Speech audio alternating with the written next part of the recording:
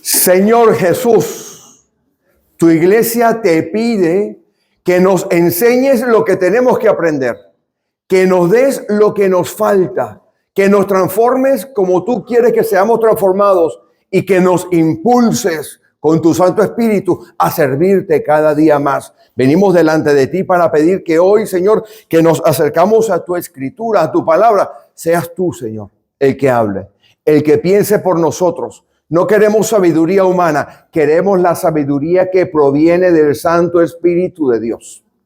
Y pedimos que las meditaciones de nuestros corazones y los dichos de nuestras bocas sean siempre agradables a ti. En el nombre de Jesús. Amén. Quédense en pie, vamos a buscar Filipenses, el capítulo 3. Les dije que me iba a desquitar un poco hoy, ¿no? Vamos a leer textos bíblicos, porque la resurrección no es un hecho aislado. La resurrección no es algo que usted hoy por la noche lo va a olvidar. La resurrección es de tal potencia, de tal calibre, que deberíamos nosotros aprender a vivir en la resurrección. Ojito con lo que le digo. Tenemos que aprender a vivir en la resurrección. ¿Tienen el capítulo 3? Venga, voy a empezar a leer a partir del versículo 1. Leeremos hasta el 21, así que hoy va a haber mucha lectura bíblica. Voy a leer. Por lo demás, hermanos, gozaos en el Señor. A mí no me es molesto el escribiros las mismas cosas, y para vosotros es seguro. Guardaos de los perros, guardaos de los malos obreros, guardaos de los mutiladores del cuerpo, porque nosotros somos la circuncisión, los que en espíritu servimos a Dios, y nos gloriamos en Cristo Jesús, no teniendo confianza en la carne. Aunque yo tengo también de qué confiar en la carne. Si alguno piensa que tiene de qué confiar en la carne, yo más. Circuncidado al 8º día, del linaje de Israel, de la tribu de Benjamín, hebreo de hebreos, en cuanto a la ley, fariseo, en cuanto a celo, perseguidor de la iglesia, en cuanto a la justicia que es en la ley, irreprensible. Pero cuantas cosas eran para mí ganancia, las he estimado como pérdida por amor de Cristo. Y ciertamente aún estimo todas las cosas como pérdida por la excelencia del conocimiento de Cristo Jesús, mi Señor, por amor del cual lo he perdido todo y lo tengo por basura para ganar a Cristo y ser hallado en Él, no teniendo mi propia justicia que es por la ley, sino la que es por la fe de Cristo, la justicia que es de Dios por la fe, a fin de conocerle y el poder de su resurrección y la participación de sus padecimientos, llegando a ser semejante a él en su muerte. Si en alguna manera llegase la resurrección de entre los muertos, no que lo haya alcanzado ya, ni que ya sea perfecto, sino que prosigo por ver si logro hacer aquello para lo cual fui también asido por Cristo Jesús. Hermanos, yo mismo no pretendo haberlo ya alcanzado, pero una cosa hago, olvidando ciertamente lo que queda atrás y extendiéndome a lo que está delante, prosigo a la meta, al premio del supremo llamamiento de Dios en Cristo Jesús. Así que todos los que somos perfectos, esto mismo sintamos. Y si otra cosa sentís, esto también os lo revelará Dios. Pero en aquello a que hemos llegado, sigamos una misma regla, sintamos una misma cosa. Voy a dejarlo allí. Subraye el versículo que dice, el versículo 10, donde dice el poder de su resurrección. Subraye, puedes tomar asiento, hermano.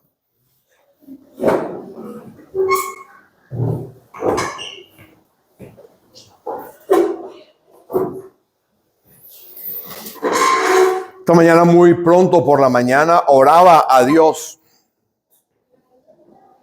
y le decía al Señor, porque tenía varias predicaciones preparadas, Señor, ¿qué tengo que llevar a Calaor? Porque Él sabe más que yo, ¿eh? Él sabe lo que cada uno de ustedes necesita. Y me desperté muy pronto por la mañana de hoy. En esa oración sentí dentro de mí el impulso, la necesidad de cambiar totalmente el mensaje con el que yo había estado trabajando durante toda la semana, para hacer caso a esa pequeña voz interior que quizás alguno de ustedes en alguna oportunidad o con frecuencia siente, de que Dios le dice: lo que estás haciendo quizás no es lo que yo quiero que hagas. Seguro que a usted le ha pasado alguna vez. Y fue obediente a lo que entendí que era la voz de Dios. Así que yo quiero pedirle que usted resalte, ponga colores en lo que le he dicho, el poder de la resurrección. Mire, usted y yo, seguro que dentro de 15 días, poquito más probablemente,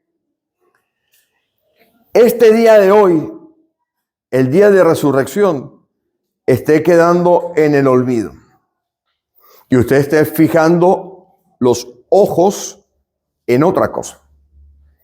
Los que tienen niños están fijando los ojos en que ya dentro de poco, ¿cómo haré con los niños que se me tienen que quedar en casa? Porque está terminando el colegio.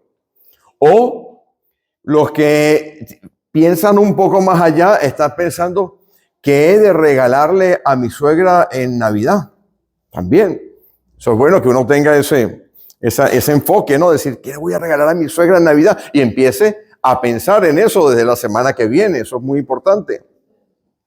Pero lo que es cierto es que la potencia, la importancia de lo que es el día de resurrección va quedando a un lado. ¿Me equivoco? No, ¿verdad?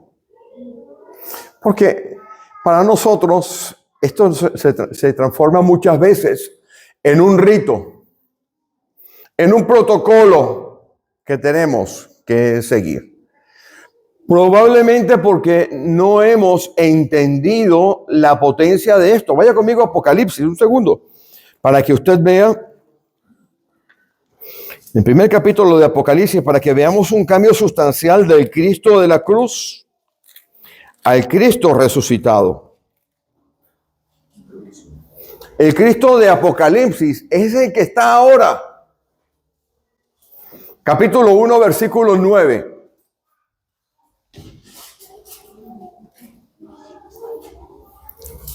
Juan habla y dice: yo, Juan, vuestro hermano y copartícipe vuestro en la tribulación, en el reino. Ahí va. ¿Y esto? Copartícipe vuestro en la tribulación y en el reino. Ah, pero yo pensaba que esto no era así. Yo pensaba que el reino venía después. Que el reino es el milenio. Pero aquí Juan me está diciendo que la tribulación está en el reino. Y ahora observa lo que dice el versículo 11. Escuchó una voz de trompeta. En el 10 dice de trompeta. Grande. Que decía: yo soy el alfa y la omega. El primero y el último. ¡Wow! Aquí hay un Dios diferente. Este no es el de la cruz. Este no es el que vemos por allí en las películas de Semana Santa. ¿Quién no ve películas de Semana Santa? Todos vemos películas de Semana Santa. Aquí hay algo diferente. Si usted sigue leyendo conmigo y él va describiéndolo, él dice, el versículo 12, me volví para ver la voz que hablaba conmigo y vuelto, vio 7 candeleros. El 13, en medio, uno semejante al Hijo del Hombre, vestido de una ropa que llegaba hasta los pies, ceñido por el pecho con su cinto de oro. Su cabeza y sus cabellos eran blancos como blanca lana, como nieve. Sus ojos como llama de fuego. Sus pies semejantes al bronce bruñido y refulgente como en un horno. Y su voz como estruendo de muchas aguas. Tenía en su diestra 7 estrellas. De su boca salía una espada aguda de 2 filos, y su rostro era como el sol cuando resplandece en su fuerza. Este es el Cristo que está ahora. Este no es el de los clavos. Este es el Cristo que está ahora. Y tenemos que aprender a vivir en el poder de la resurrección. Y le voy a contar, no sé si ustedes recuerdan la última vez que estuve en esta congregación, que sacamos aquí unas estadísticas, ¿recuerdan? Que sacamos unas estadísticas yo les preguntaba, ¿cómo se identifica usted como cristiano? ¿Recuerdan? Y sacábamos algunas estadísticas y entonces algunas personas se identificaban como religiosos, como espirituales, otros por su denominación. En el cielo no hay denominaciones. En el cielo no hay denominaciones. La unidad tiene que ser el norte de nosotros. Pero lo que las estadísticas nos dicen es que las iglesias de todas partes del mundo tienen 4 grandes situaciones. Y hoy vamos a ver una predicación que es lo que se llama, en la huerta de nuestro hermano hizo una predicación expositiva narrativa, los que estuvieron allí. En la huerta lo dije al principio. Voy a hacer una predicación tipo expositiva narrativa. Y hoy voy a hacer una predicación del mismo estilo, para los que predican y enseñan. Hoy vamos a exponer, la del huerto fue expositiva temática. Hoy es expositiva narrativa. Hay una diferencia que la van a notar. Hay 4 grandes áreas de problemas en la vida de las personas y en la vida de la iglesia que la resurrección soluciona.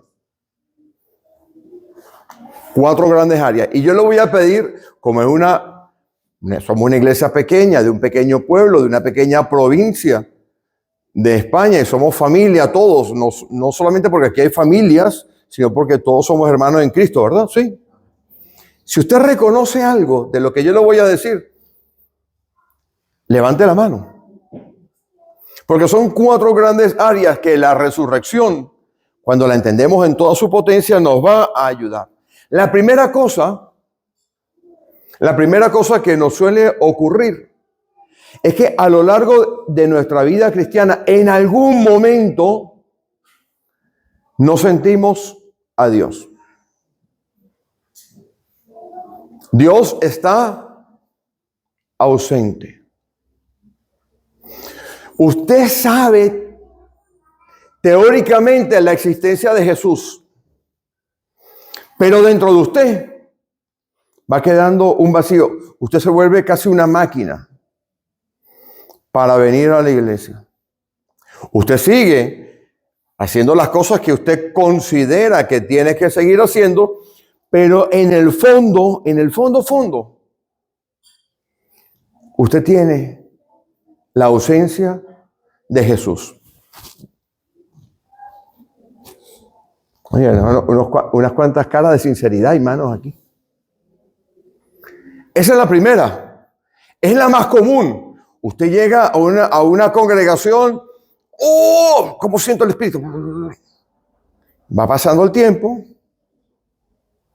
Las circunstancias van minando cosas en su vida. Y usted ya viene a la congregación porque el café es buenísimo. Los chistes del pastor cuando vienen son medianamente buenos, pero los aprendo y los repito. Porque hay gente que me cae bien, pero usted no siente que Jesús está en su vida. Sale de aquí, se va a su casa y usted es un cuasi autómata. Esa es la primera. Si se siente identificado, vaya escribiendo, porque yo la tengo aquí escrita. La segunda es la desilusión. Voy de menos a más. La desilusión que se forma de manera paulatina en su vida. Usted se va desilusionando. No, la iglesia, el pastor, el estudio bíblico, la música, las sillas, el aire acondicionado, los hermanos, la localización. Usted le busca la excusa. Pero usted se va desilusionando de donde Dios le ha puesto. Y poco a poco que usted se va desilusionando, esa desilusión se va enquistando en su vida. ¿Qué pasó por ahí? Y cuando usted suma eso a la anterior es, ya no siento a Dios. Soy un cristiano o una cristiana teórica. Voy porque me necesitan, voy porque hago una cosa, voy, pero aquel primer amor, ya no lo tengo. No tengo pasión. Sé que Jesús existe, lo sé, porque en un momento de mi vida, wow, yo lo sentí. Yo sentí una transformación en mi vida, pero ya no está. Quizás esté en mi casa, quizás esté en otro lugar, pero ya no lo tengo cerca. La segunda es la desilusión. Me han defraudado. Estos son pensamientos subyacentes en su vida. Me han defraudado. Las expectativas que yo tenía en la iglesia, en los responsables, en los hermanos, ya no son. Y usted empieza a poco asumirse en algo que le lleva peligrosamente a la oscuridad espiritual. La oscuridad espiritual es peligrosa. Porque la oscuridad espiritual, usted empieza a cuestionar la fe. Mire por dónde arrancamos, ¿no? Arrancamos porque ya no siento a Dios. Sé que existe, leo su escritura. Después vamos a la desilusión. Todo esto lo puede curar la resurrección, ¿eh? ¿Se acuerda cómo hemos empezado? El poder de la resurrección. Entonces empieza usted a estar en el borde de la oscuridad espiritual. En la oscuridad espiritual usted está cantando.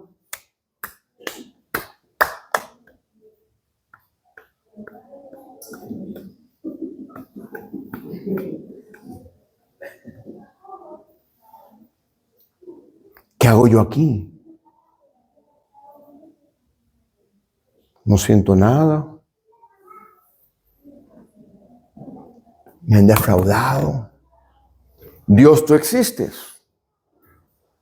Porque, oye, a mí no me va tan bien como a los demás. Mira al vecino del frente, un Audi. Y yo mi bicicleta. ¿Sí? ¿Ha pasado por ahí alguna vez? Que las victorias de los enemigos son tan fuertes que usted las huele. Y pasa el vecino. Pero si esto es un sinvergüenza. Por ahí hemos pasado todos, ¿verdad? Y cuando usted va entrando ahí en esa oscuridad espiritual, hay un problema. Usted está caminando en un borde muy peligroso. Porque usted, como ya no está creyendo, ya no está sintiendo, está defraudado y cuestiona la fe, cuestiona todo. Lo único que no cuestiona es a su mujer. Bueno, ¿y por qué no? Cuestiona todo.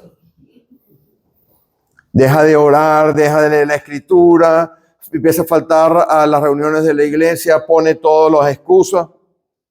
Espere, ¿estoy inventándome algo? Pues no, tengo 44 años en el evangelio. Mi mujer y yo, y esto que no quede grabado, lo va a borrar, pero mi mujer y yo hemos abierto 7 o 8 congregaciones. Hemos estado en 2 continentes. Lo he visto, pero antes de eso lo he sufrido en carne propia. ¿Se identifican algunos de ustedes con eso? Pero viene la cuarta. No, esa es la tercera, la que acabo de decir, la tercera, la que acabo de decir, la oscuridad espiritual. La primera es la ausencia, la segunda es la disolución y la tercera es la oscuridad espiritual. Pues la podemos poner en tres, no hay problema. Pero ahora viene la cuarta. Usted viene cuesta abajo. ¿Sí, no? Porque lo han visto, ¿no? Esto cuesta abajo. Va como una bola de nieve. Nada lo detiene. Cuando está llegando abajo, quizá usted peca. Es una persona responsable en la congregación. Es una persona que está haciendo cosas para los demás y usted peca. Y si no peca, está al borde y empieza a instalarse en su vida la idea de que usted no vale para nada, de que usted no sirve para servir. La idea de que usted está incapacitado por algún error que ha hecho, por alguna situación que ha pasado en su vida, y entonces usted ya se hunde en la miseria mental. Yo estoy en las cuatro, ¿eh? Yo predico de mi experiencia también. ¿Quién ha estado en algunas de esas? Todos, ¿verdad? Mire, yo tengo que decirles una cosa. No, quizás no me da tiempo, estoy mirando el reloj porque es muchísima información, pero les voy a dar una como las sopitas esas que vienen en los cubitos esos, en los cuadraditos condensados. La vieja criatura. ¿Saben lo que es la vieja criatura? La que echamos en el agua, ¿sí? La vieja criatura y la vieja creación empezó el día en que Adán y Eva pecaron. ¿Va conmigo? Porque dice Romanos que la creación a una gime esperando la redención. ¿Va conmigo? No, no. Si usted ve que yo me salgo de la escritura, tiene derecho a levantarse y a decírmelo. La nueva creación comienza el primer día de la mañana del domingo de resurrección. Porque si usted va, y no voy a entrar por allí porque no vamos a tener mucho tiempo, pero si usted ve, el sábado de gloria es el equivalente al día de reposo. Descansó el Señor de todas sus obras, ¿sí? El día de reposo. Y el primer día fue el domingo. Va conmigo, ¿no? El inicio de la nueva creación.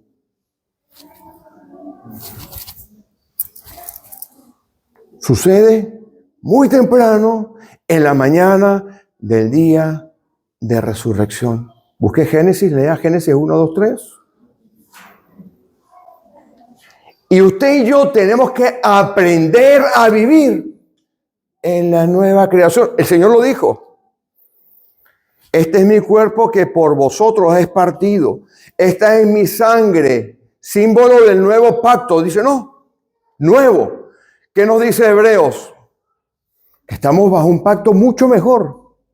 La nueva creación arranca el día por la mañana. Creo que hasta ahora vamos bien, ¿verdad? Ahora vamos a ver cómo solucionamos esto, porque yo me tengo que apropiar de la resurrección, porque Pablito, en que hemos leído, dice, y el poder de la resurrección. Y yo me pregunto, ¿hemos experimentado el poder de la resurrección?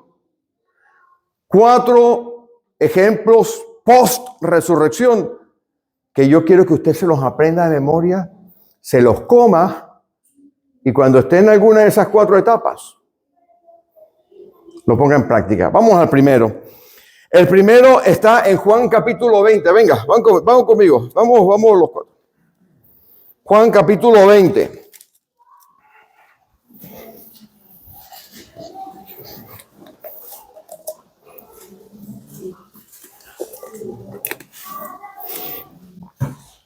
Juan es muy escatológico, tengo que decirle. Juan nos da, Juan 19, por ejemplo, si usted mira Juan 19 con calma, nos va marcando inclusive tiene que ver con las fiestas proféticas, tiene que ver con la nueva creación, tiene que ver un montón de cosas. No vamos a entrar en eso. Vamos a entrar aquí. Juan capítulo 20, versículo 1, dice: el primer día de la semana, María Magdalena fue de mañana, muy tempranito de mañana, siendo un oscuro sepulcro, y vio quitada la piedra del sepulcro. ¿Lo ves? Ya había resucitado el Señor.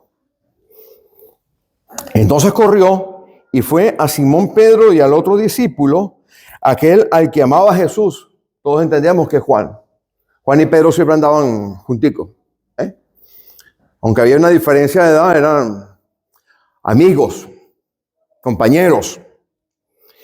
Y salieron Pedro y el otro discípulo, al 2. Entonces corrió y fue a Simón Pedro y el otro discípulo, aquel al que amaba a Jesús, y les dijo: se han llevado del sepulcro del Señor. Vamos a prestar atención aquí. Yo les empecé diciendo que muchas veces sentimos la ausencia de Dios. Ella le dice el Señor, pero no sabe dónde está. Va conmigo. Vamos a desgranar un poco esto. Y salieron Pedro y el otro discípulo y fueron al sepulcro. Corrían los dos juntos, pero el otro discípulo, que era más jovencito, un hombre de 20 años contra uno de 40, gana el de 20. Llegó primero al sepulcro y bajándose a mirar, vio los lienzos puestos allí, pero no entró. Luego llegó Simón Pedro tras él y entró en el sepulcro y vio los lienzos puestos allí y el sudario que había estado sobre la cabeza de Jesús, no puesto con los lienzos, sino enrollado en un lugar aparte. Entonces entró el otro, que es este Juan, que había venido primero. Cuando vio los lienzos creyó. Voy a explicar esto rápidamente porque esto forma parte de todo este tema.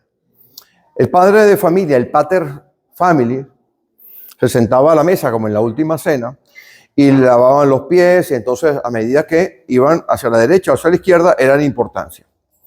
Se le ponía una servilleta, que era el mismo lienzo, como la servilleta de tela que nos ponen en los restaurantes, ¿no? Ese lienzo era el que cubría la cara del Señor, ese que está aquí. Cuando el padre de familia ya decía, hasta aquí se queda la cena, cogía la servilleta y la enrollaba y la dejaba así. Pero si tenía que hacer alguna cosa, ir al baño, por ejemplo, y ponía la servilleta ordenadita, significaba, me van a volver a ver. ¿Lo está viendo ahora aquí? Entonces Juan entró y dijo, ¡oy vos! Y Juan era de aquí, de esta zona. ¡Ay vos! Vuelve, lo vamos a volver a ver. Porque ¿cómo estaba el lienzo? ¿Lo lee conmigo? Bien puestecito, bien ordenadito. Y creyó. Es un momento increíble, pero vamos a seguir leyendo. Pero María estaba afuera, versículo 11, llorando junto al sepulcro, y mientras lloraba se inclinó para mirar dentro del sepulcro. Y vio a dos ángeles, uno a un lado y otro al otro, exactamente igual como estaban los ángeles del arca. ¿Se acuerdan cómo estaban los ángeles del arca? Que se miraban uno al lado del otro. Esto está cargado de simbolismo. Esto era para que pasáramos horas. Estamos solucionando el número 1. No siento a Dios, no veo a Dios. Teóricamente sé que está, sé que es el Señor. ¿Dónde está? No lo veo. Vamos al versículo 15. Jesús le dijo, ¿por qué lloras? ¿A quién buscas? Ella pensaba que era el hortelano. ¿Lo ves? Increíble, ¿no? ¿Dónde estaba Jesús? ¿Dónde estaba Jesús? Versículo 15. ¿Dónde estaba? A ver, muchachos, que acaban de llegar los exámenes y han aprobado todos, creo. ¿Dónde estaba el Señor Jesús? Al lado. Pero no lo reconocía. ¿Sabe qué? ¿Usted qué cree? ¿Que Dios le ha abandonado a usted? Señor, ¿dónde estás? Sé que existes, pero no te siento. No te veo. Ya no es lo de antes. Estamos arreglando la primera, la ausencia, ¿no? Pues míralo, ahí está. Jesús le dijo, María. Uf.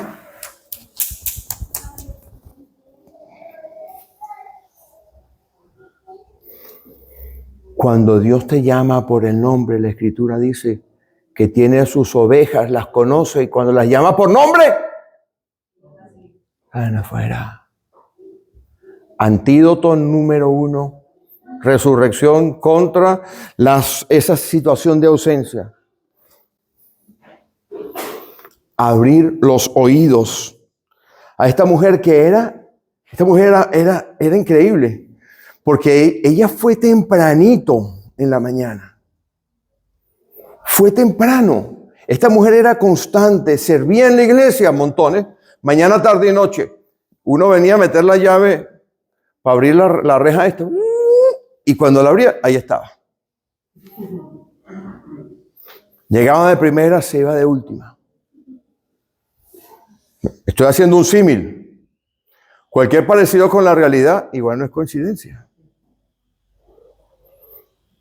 Pero había empezado a experimentar, a pesar del servicio, que Dios no estaba. Y Dios la llama por su nombre.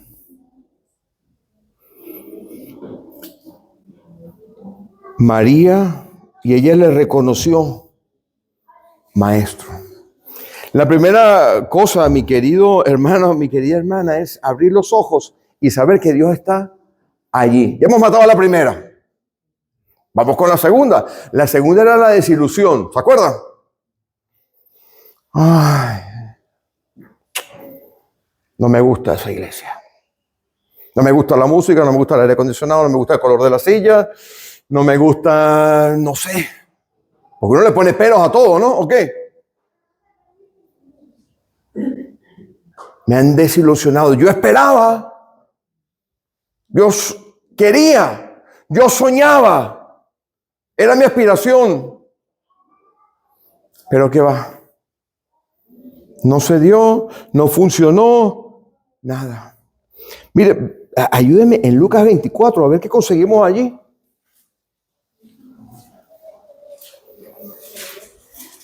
Dos personas desilusionadas iban andando por un camino que se llama el camino de Emaús. El poder de la resurrección. Hemos leído, ¿verdad? Filipenses 3, ¿verdad? Versículo 13 del capítulo 24 de Lucas.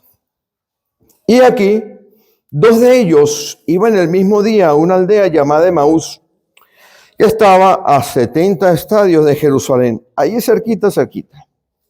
E iban hablando entre sí de todas aquellas cosas que habían acontecido. Sucedió que mientras hablaban y discutían entre sí, Jesús se le acercó. ¿Lo ven? ¿Lo reconocieron? Le pasaba lo de María, ¿verdad? Esto sucede después de la resurrección, ¿lo ves? Versículo 15. Se acercó y caminaba con ellos. Es que nunca nos abandona. Nunca nos abandona. Mas los ojos de ellos estaban velados para que no le conociesen. Y le dijo, ¿qué cosas están hablando? ¿Qué pasa pues? ¿Qué estás hablando? ¿Qué pasa pues, pájaro? ¿Tú crees que él no sabía lo que estaban hablando? Por supuesto que lo sabía. Y le dice, ¿por qué están tristes? La desilusión te lleva a la tristeza. Y miren la respuesta. Respondiendo uno de ellos, que se llama Cleofas, le dijo, oye, pero tú no te has enterado de nada. ¿No sabes lo que ha acontecido en estos días?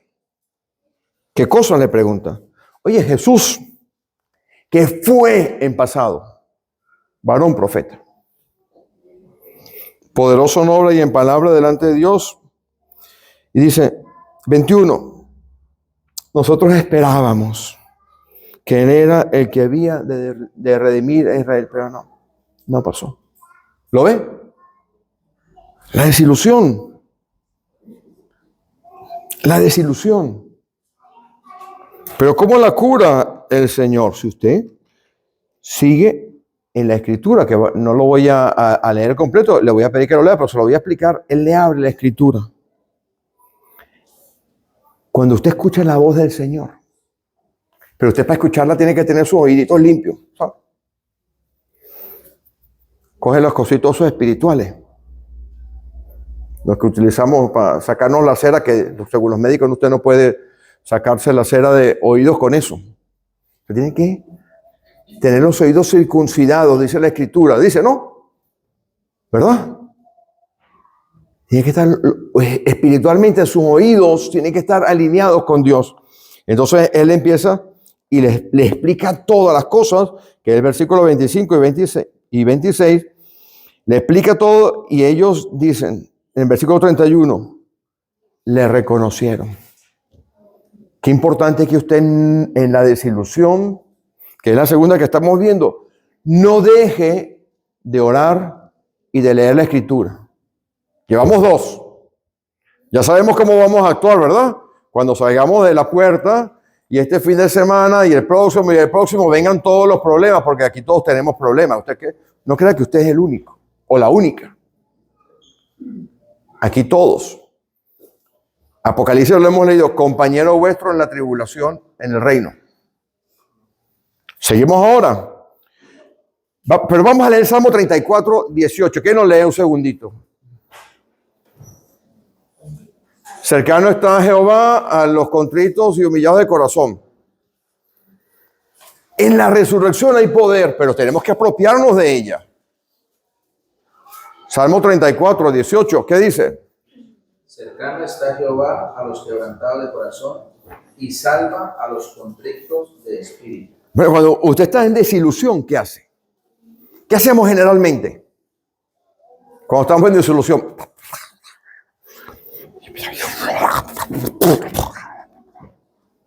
¿O no? Esto es serio, cuidado. Yo ni vuelvo a pasar por ahí. Eso no es lo que se espera de un cristiano. Eso no es lo que el Señor Jesús espera. Y tengo que decirles algo. De una cámara fotográfica desde arriba. Porque la salvación suya está asegurada en Cristo. Pero después de la salvación, no crea que no le van a hacer un registro como una historia médica. Acérquese al Señor, porque Él está cercano a los contritos de corazón. Vamos con la tercera. La tercera es la oscuridad espiritual. Sí, vamos a la oscuridad espiritual. La oscuridad espiritual es cuando usted duda de todo. Un día se dice el pecado, pero no el pecador, ¿no? ¿Han escuchado eso?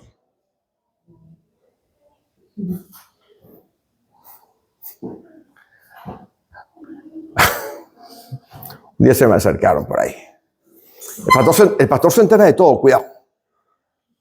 No sé cómo, no sé cuándo, no sé dónde, pero hay algo en los pastores, de verdad. Tú sabes que mi familia es de Andalucía, ¿no? Yo le he dicho, vale, allá dicen, de verdad dicen, por este racimo de cruces. Pues no lo voy a hacer aquí porque va a quedar grabado y después mis compañeros pastores me van a querer. Pero tengo que decirle que los pastores al final de cuentas, de alguna manera o de otra, nos vamos enterando de las cosas, porque tenemos la responsabilidad de cuidarles. Un día, una persona tenía un sentimiento encontrado hacia este pastor.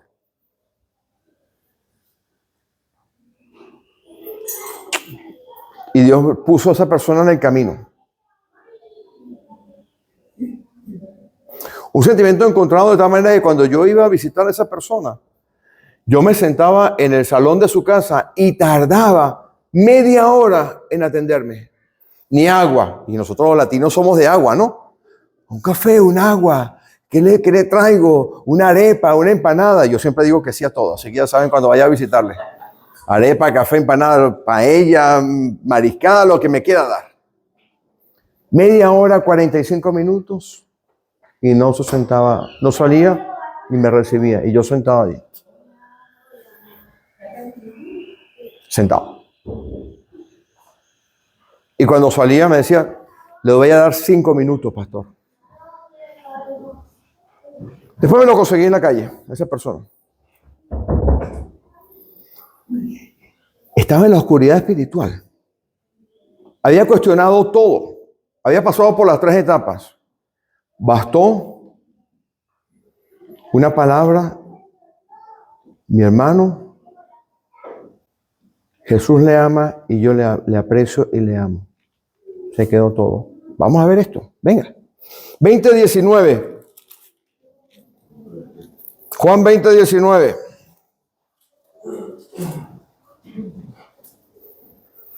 Hoy les dije que íbamos a hablar largo. Me estoy desquitando, ¿verdad?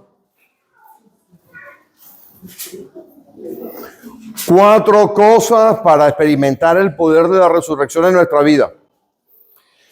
20:19 dice, cuando llegó la noche de aquel mismo día, el primero de la semana, otra vez el primero de la semana, ¿verdad? Aparece por aquí. Quien hayan recibido, hemos colocado, no sé si dónde lo coloqué, pero hemos recibido la cantidad de apariciones que hizo el Señor. En la mañana, en la tarde, a los 8 días y después en los 32 días siguientes. Lo hemos colocado en el grupo, que está en el grupo, ¿no? Vale. Cuando llegó la noche de aquel mismo día, el primero de la semana, estando las puertas cerradas en el lugar donde los discípulos estaban reunidos por miedo, vino Jesús y puesto en medio les dijo, paz a vosotros. Eso es, no tengan miedo, muchachos. Ojo con esto. Y cuando les hubo dicho esto, le mostró las manos y el costado de los discípulos se regocijaron viendo al Señor. Entonces Jesús les dijo, paz a vosotros, como me envió el Padre, así también yo os envío. Le da el Espíritu Santo, lo sopla sobre ellos, ¿lo ve? Ahora vamos al 26. Esto le contaron a Tomás, oye, de la que te has perdido, muchacho, por andar por allí con tus cosas, por andar por allí sin creer en nada, porque Tomás era caracterizado porque creía mucho, ¿verdad? Tomás hacía descender fuego del cielo. ¡Wow! ¿Sí o qué? En la Biblia mía no. Tomás estaba en la oscuridad espiritual. Tomás dudaba del Señor. ¿Qué me vas a contar historias tú a mí? ¿Qué me vas a contar a mí cuentos? ¿Que se les apareció a ustedes? No, hombre. 8 días después volvió por Tomás. Por uno solo volvió. ¿Ya conmigo? Puede volver por usted. 8 días después, versículo 26, estaban otra vez sus discípulos y con ellos Tomás. Las puertas estaban cerradas, como a tope. Como cuando a usted le dicen, viene la suegra a visitarlo. No, yo le abro la puerta a mi suegra, usted también. Puertas en par en par. Estaban cerradas a cal y canto y se pone en el medio y le dice, paz a vosotros. Ven acá, Tomás. ¿Se acuerdan los clavos? Mete las manos. Mira mis pies. Le curó. Estaba resucitado, ¿no? Le curó a Tomás en la oscuridad espiritual. ¿Qué aprendemos nosotros de aquí? Pues muy sencillo. Usted tiene que mantenerse. ¿Cómo le puedo decir esto? La carrera espiritual es una carrera de largo recorrido. No es una carrera de quién llega más rápido, quién predica mejor, quién... No. Es una carrera de resistencia, de largo recorrido, de confiar. Por eso Pablo dice, el poder de su resurrección y la participación de sus padecimientos. ¿Lo lee? No digo que yo ya lo haya alcanzado, sino que hago una cosa, olvidando ciertamente lo que tengo atrás y estirándome hacia adelante, prosigo a la meta, al premio del supremo llamamiento en Cristo Jesús. Y llama a la unidad. Y todos tenemos que ser iguales. Pues mire cómo le curó. Y me falta la última. Cuando usted se siente incapaz de servir, Por lo que sea. Porque ha pecado, porque no ha pecado, porque no puede llevarse con un hermano, no puede llevarse con una hermana. Pastor. En el título de pastor, cuando uno le dan el certificado, dice, usted tiene que hablar de esto. Usted tiene que orar a Dios. Usted tiene que pedirle a Dios qué es lo que quiere, qué es lo que Dios quiere que la iglesia escuche. Creo que es esto. Porque vienen tiempos espectacularmente buenos por delante, pero los podemos dilapidar. Podemos perder la bendición. Pero esta iglesia va a crecer. Va a ayudar a las otras congregaciones. Va a bendecir junto con otras congregaciones a esta ciudad. Pero usted tiene que disponerse. Vamos a la última. Está por allí mismo, en Juan capítulo 21. Ahora es Pedro. Pedro, lo que le voy a decir, estoy hablando de otro Pedro, no de usted. Ojo, que quede registro, que quede en acta. Pedro el fanfarrón. Ya, por eso le digo. Pedro el fanfarrón. El echado para adelante. El que sabía. Pedro, ojo con esto, si usted ve, no me acuerdo cuál evangelio él le dice, ve a avisarle a Pedro y a mis hermanos. Creo que es Mateo. Ponía a Pedro separado. Observe de Pedro. Vamos al capítulo 21. Ya vamos a ir terminando, muchachos. 21. Después de esto, Jesús manifestó otra vez a sus discípulos junto al mar de Tiberias. Y se manifestó de esta manera. Estaban justo Simón Pedro, Tomás, llamado el Dídimo, Natanael, el de Caná de Galilea, los hijos de Zebedeo, vaya parejita, y otros dos de sus discípulos. Y Pedro les dijo, muchachos, me voy a pescar. Pero cuando usted está en pecado o cuando usted no siente que está apto para servir, usted se va para la casa de su mamá, a la tranquilidad, a lo que le da seguridad. ¿Cuántas veces usted, su esposa, no sé, digo, esto es hipotético, porque eso no pasa en las casas nuestras, pelean y mi hermana, no estoy diciendo algo, me voy a casa de mi mamá.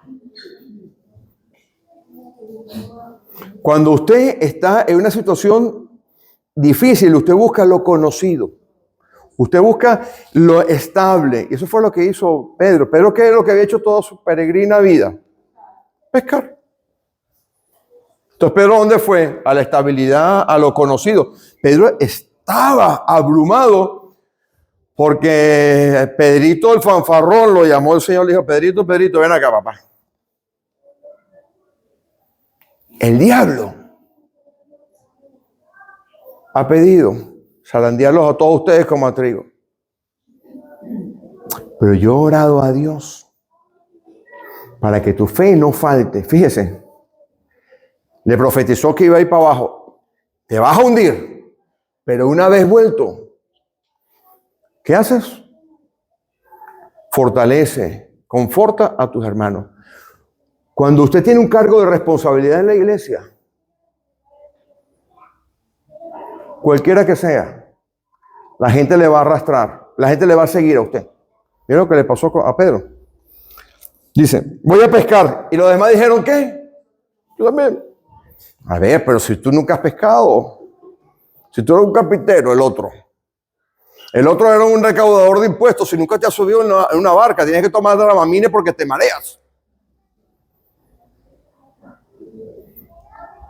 Va viendo cómo va trabajando el enemigo y cómo podemos poner cortapisas a través del poder de la resurrección. Termino con esto. Dice, voy a abreviar. Él le da de comer, lo reconocen, ¿verdad? Y el Señor le perdona, lo restaura. Quiero terminar con Romanos capítulo 12. Porque todos hemos pasado por allí. Si usted tiene un cargo de responsabilidad en la congregación y usted cree que no está apto para servir, quiero decirle que eso es lo mejor que le puede pasar. Sentirse que no está apto para liderar. Sentirse que no está apto o apta para servir. Sentirse que tiene un peso de responsabilidad grande. Porque cuando usted se pone aquí o en cualquier actividad y cree, voy sobrado. ¿Sabes? Así dicen en Cuba. Voy sobrado. Debería estar en el Real Madrid. ¿Qué hago yo jugando en el Logroñés? Ahí hay un problema. Y si usted se equivoca, los que están con usted lo van a seguir. ¿Lo vio cómo se montaron en la barca con él? Solución. Romanos 12, 1 y 2. Romanos 12, 1 y 2.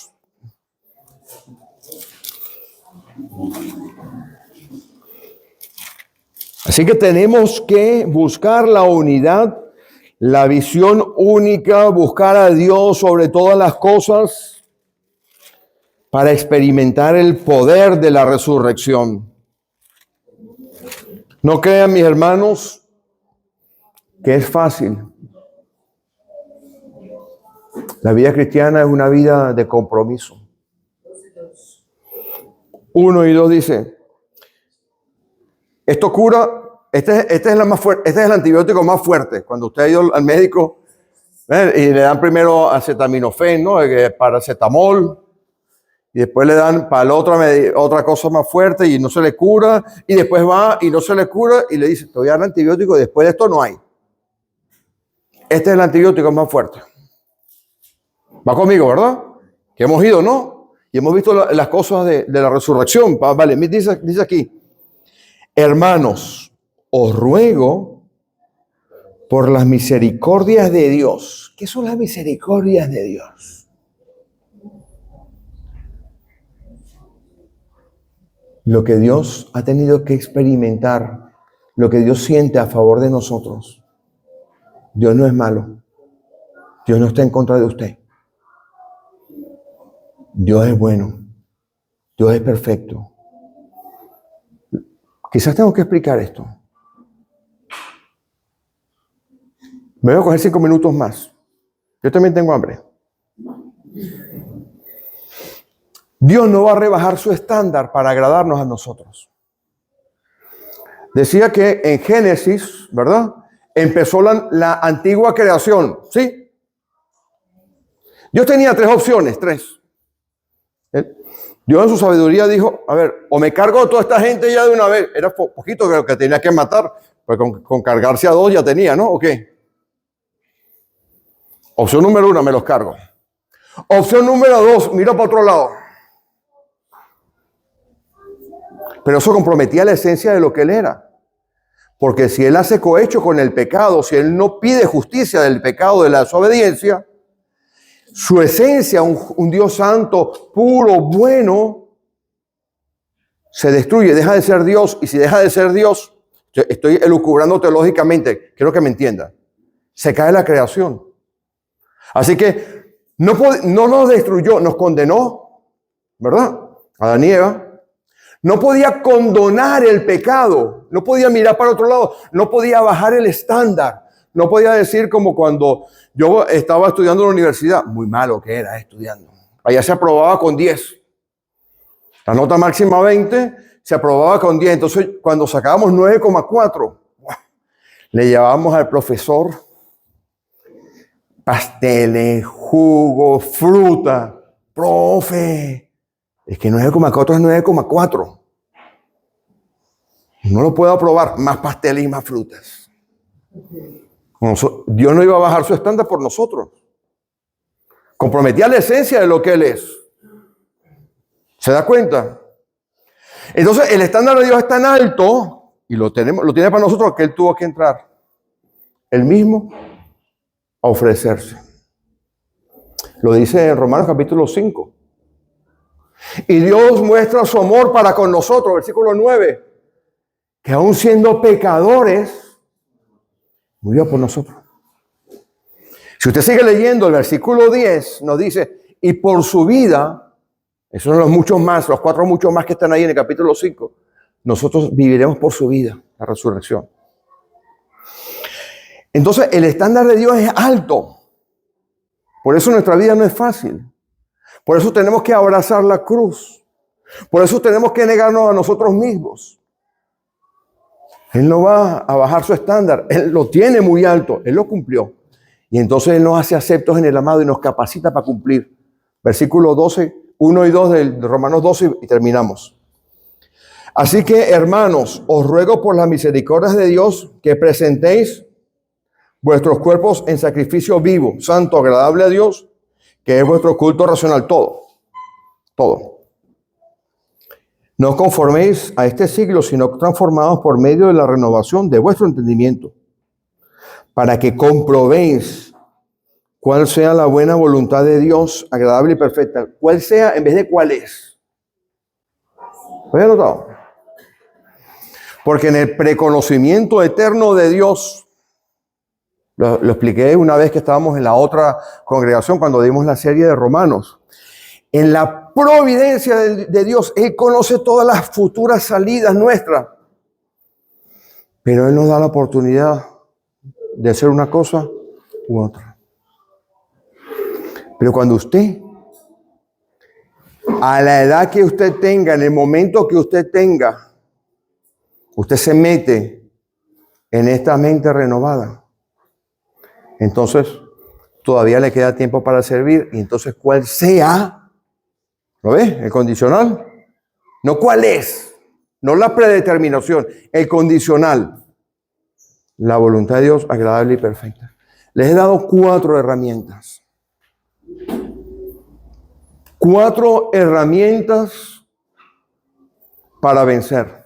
Para apropiarse de la resurrección de Jesucristo. Yo estoy seguro, mis hermanos, que han tomado nota.